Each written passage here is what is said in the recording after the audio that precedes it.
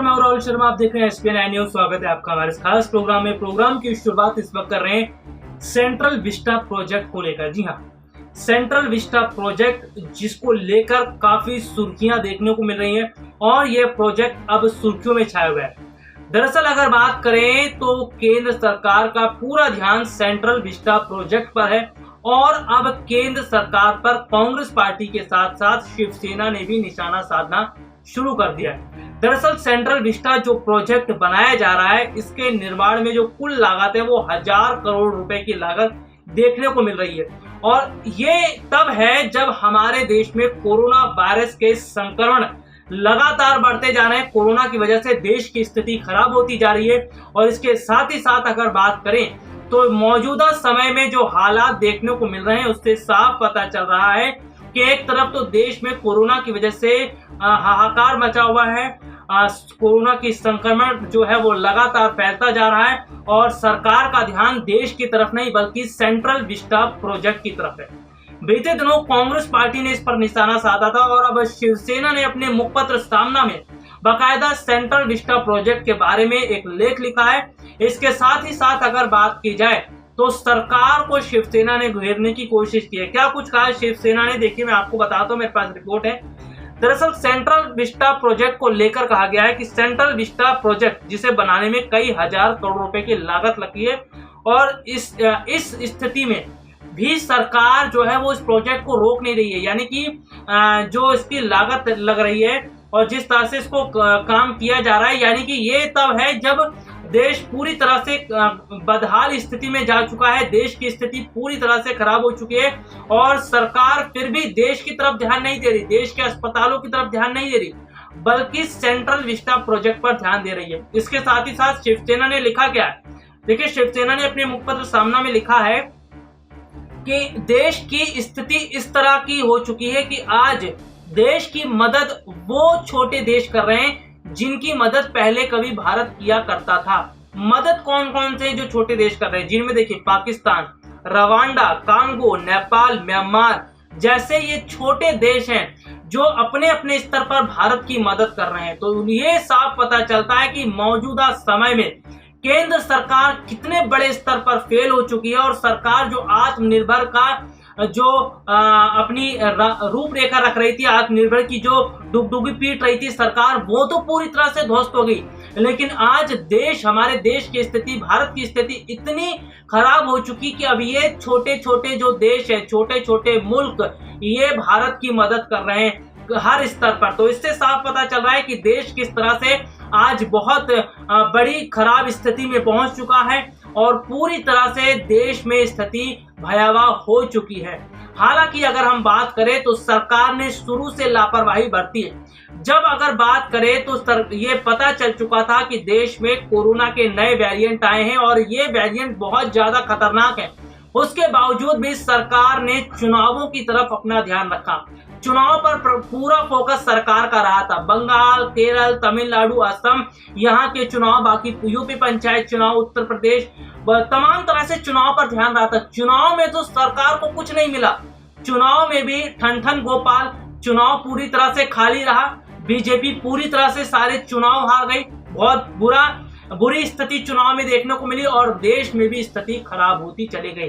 अब तो स्थिति इतनी खराब हो चुकी है कि छोटे देश के लोग तो मदद कर रहे हैं लेकिन सरकार के हाथ से भी अब बात निकल चुकी है, क्योंकि ये जो वायरस है पूरे देश में फैल चुका है और ना तो अस्पतालों में आज जगह बची है मरीजों के लिए और ना ऑक्सीजन पूरी तरह से मिल पा रहा है, ना दवाइयां हैं। और ये हाल तब है जब सरकार जो है वो अपनी पीठ थपथपाने की बात कर रही थी। देखिए बीते साल देखने को मिला था कि बहुत जोर शोर से कहा गया कि मोदी सरकार ने कोरोना जैसी बीमारी पर पूरी तरह से पकड़ बना ली और कितना काम किया है और आज स्थिति पूरी तरह से पता चल चुकी है। यानी कि सरकार अपनी वाहवाही लेने में बिल्कुल नहीं चूकती और इस बार सरकार वाहवाही नहीं ले रही है बल्कि जनता के निशाने पर आ चुकी है और इसके साथ ही साथ विपक्ष के निशाने पर आ चुके। चलिए एक रिपोर्ट आपको दिखाते किस तरह से शिवसेना ने यहाँ पर सरकार पर निशाना साधा और क्या कुछ कहा। देखिए ये खास रिपोर्ट।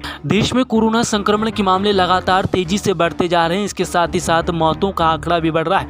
लेकिन हैरान कर देने वाली बात तो यह है कि अब सरकार जिस तरह से पूरी तरह से सुस्त हो चुकी है और सरकार को देखकर ऐसा लग रहा है कि उसे देश की स्थितियों के बारे में नहीं बल्कि सेंट्रल विस्टा प्रोजेक्ट पर ज़्यादा ध्यान दे रही है। जी हाँ, दरअसल जिस तरह से देखने को मिल रहा है कि सरकार का ध्यान इस और नहीं है कि देश के लोगों की ज़िंदगियों को कैसे बचाया जाए और देश के अस्पतालों की स्थितियों को कैसे सही ढंग से किया जाए, लेकिन सरकार का ध्यान इस और जरूर है कि सेंट्रल विस्टा प्रोजेक्ट का काम कहां तक चला है और आगे कितना समय और लगेगा। जिस तरह से लगातार देखने को मिल रहा है कि देश में संक्रमण के मामले बढ़ रहे हैं और स्थितियां खराब होती नजर आ रही है। इसको देखते हुए न सिर्फ अब कांग्रेस बल्कि शिवसेना भी मोदी सरकार को घेर रही है। शिवसेना ने कहा कि कोविड-19 से निपटने में जहां पड़ोस के छोटे देश भारत को मदद की पेशकश कर रहे हैं, वहीं मोदी सरकार कई करोड़ की सेंट्रल विस्टा परियोजना के काम को रोकने के लिए भी तैयार नहीं है। पार्टी ने यह भी कहा कि पंडित जवाहरलाल नेहरू, इंदिरा गांधी और मनमोहन सिंह समेत पूर्व प्रधानमंत्रियों द्वारा पिछले 70 वर्ष में बनाई गई व्यवस्था ने देश को कठिन समय से पार पाने में मदद की है, जिसका सामना वह आज कर रहा है। शिवसेना ने अपने मुखपत्र सामना के एक संपादकीय में कहा, यूनिसेफ ने डर व्यक्त किया है कि भारत में जिस गति से कोरोना वायरस फैल रहा है उससे दुनिया को वायरस से खतरा है। इसने यह भी अपील की कि अधिकतम देशों को कोविड-19 के खिलाफ लड़ाई में भारत की मदद करनी चाहिए। बांग्लादेश ने रेमडेसिविर की 10,000 शीशियां भेजी हैं, जबकि भूटान ने चिकित्सीय ऑक्सीजन, नेपाल, म्यांमार और श्रीलंका ने भी आत्मनिर्भर भारत की मदद की पेशकश की है। इसमें कहा गया साफ तौर पर भारत नेहरू गांधी द्वारा बनाई गई व्यवस्था के सहारे है। कई गरीब देश भारत को मदद की पेशकश कर रहे हैं। इससे पहले पाकिस्तान, रवांडा और कांगो जैसे देश दूसरे देशों से जो मदद लेते थे, लेकिन आज वो हमारे देश की मदद कर रहे हैं। लेकिन आज के शासकों की गलत नीतियों के चलते भारत इस तरह से गड्ढे में नीचे जाता जा रहा है। शिवसेना ने कहा कि जहां गरीब देश अपने अपने तरीके से भारत की मदद कर रहे हैं, वहीं प्रधानमंत्री नरेंद्र मोदी 20,000 करोड़ रुपए की महत्वाकांक्षी सेंट्रल विस्टा परियोजना को रोकने के लिए तैयार भी नहीं। पार्टी ने इस बात पर आश्चर्य जताया कि किसी को भी इस बात का अफसोस नहीं कि एक तरफ भारत बांग्लादेश, श्रीलंका और भूटान जैसे देशों से मदद ले रहा है, वहीं दूसरी तरफ मोदी नए संसद भवन और प्रधानमंत्री आवास के निर्माण के लिए कई करोड़ की सेंट्रल विस्टा परियोजना के काम को रोकने के लिए भी तैयार नहीं है। आपको बता दें कि ये बहुत ही चौंकाने वाली बात है।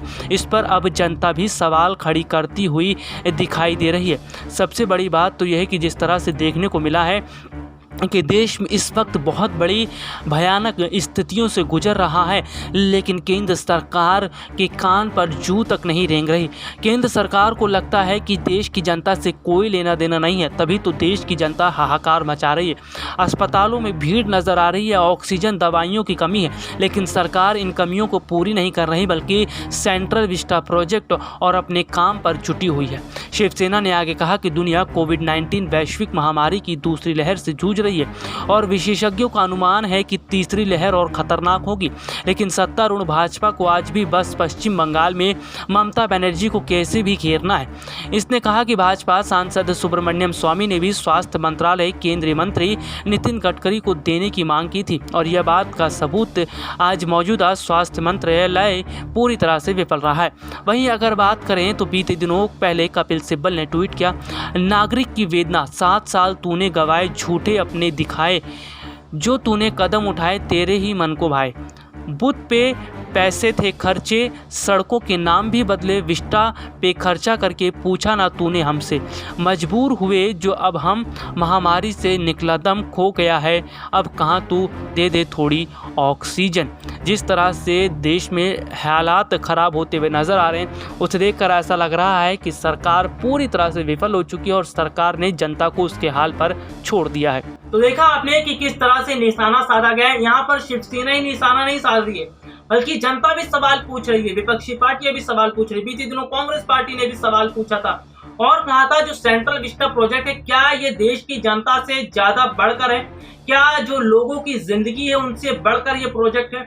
देश में हालात तब इतने खराब हो चुके हैं कि अगर बात करें तो जो तस्वीरें निकलकर सामने आ रही हैं, जो स्थितियां लगातार सामने आ रही हैं, उससे साफ पता चल रहा है कि ये मामले जो संक्रमण है वो सबसे ज्यादा हमारे देश यानी भारत में बढ़ते हुए दिखाई दे रहे हैं। अगर पड़ोसी मुल्कों की बात करें तो शायद वहां पर इतनी स्थितियां खराब नहीं है, लेकिन देश भारत में जितनी स्थिति खराब है ये बताता है कि सरकार बड़े स्तर पर लापरवाही सरकार ने बरती, चुनाव पर सरकार का पूरा ध्यान रहा और चुनाव के चक्कर में ही देश को अंधकार में ढकेल दिया। यानी कि अगर बात करें तो सेंट्रल विस्टा प्रोजेक्ट जिस पर काफी समय से काम चल रहा और ये प्रोजेक्ट 2024 तक पूरा करना है, ऐसे में देखने को मिल रहा है कि सरकार जो है वो अपने मन की कर रही है। यानी जो सरकार मन की बात करती है वो केवल अपने मन की बात करती है, जनता के मन की बात कोई नहीं करती। और सरकार जो है वो अपने मन मुताबिक अभी काम करती दिखाई दे रही है। यानी कि सरकार ने लोगों को उनके हाल पर छोड़ दिया है, राज्यों को उनके हाल पर छोड़ दिया गया है। और अपने दर्शकों को हम यहाँ पर ये भी बताएंगे कि सरकार जो अब दवाओं पर भी टैक्स वसूल रही है। यानी कोरोना जो वैक्सीन है, जो वैक्सीन लोगों को लगनी है, जो बहुत ज्यादा जरूरी है, उस वैक्सीन पर भी 5% का जीएसटी टैक्स लगाया जा रहा है। ऐसे में सवाल खड़ा हो रहा है, जब देश के लोगों की आर्थिक स्थिति पूरी तरह खराब हो चुकी है, देश के लोग पूरी तरह परेशान हो चुके हैं और ऐसी स्थिति में भी सरकार लूट खसोट मचाने से नहीं चूक रही है। ऐसी स्थिति में भी सरकार लूट रही है और जनता से पैसा वसूल करना चाहती है। जी हाँ, इसके बारे में भी मैं अपने दर्शकों को बताऊंगा, लेकिन सबसे बड़ी बात जो देखने को मिल रही है कि केंद्र सरकार जो पहले अपनी पीठ थपथपाने का काम करती थी और जो सरकार हेडलाइन पर ध्यान दे रही थी, जो सरकार जो है वो आंकड़े छुपाने में जुटी हुई थी, लेकिन अब सच्चाई सबके सामने। सरकार भले ही आंकड़े छुपा ले, लेकिन जनता को सच पता है कि आज देश में कोरोना से मरने वालों की संख्या कितनी है और किस तरह से लगातार इस जो है जानकारियां भी देखने को मिल रही है कि न सिर्फ शहरी क्षेत्रों में बल्कि ग्रामीण क्षेत्रों में भी हालात खराब होते नजर आ रहे हैं। यानी कि शुरू से सरकार ने लापरवाही बरती, कोई बड़ी गाइडलाइन जारी नहीं की गई, कोई नियम जारी नहीं किए गए और इसकी स्थिति है कि आज देश में जो संक्रमण है वो पूरे देश में फैल चुका है और लगातार अब मौतें हो रही हैं और लोग इसकी चपेट में आ रहे हैं। आगे क्या स्थिति रहेगी हम अपने दर्शकों को बताएंगे। फिलहाल के लिए आज इजाजत दीजिए, नमस्कार।